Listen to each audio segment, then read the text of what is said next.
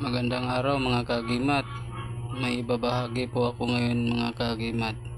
Tungkol po ito sa tatlong klaseng pagkain na hindi dapat kainin.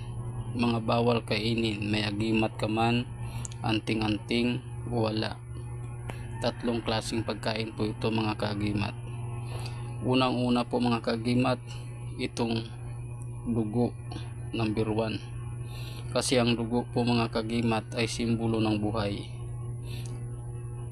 Number 2 mga kagimat ay aso. Ang aso po kasi mga kagimat, yan po ay may sandroki. Sandroki po yan ang aso mga kagimat.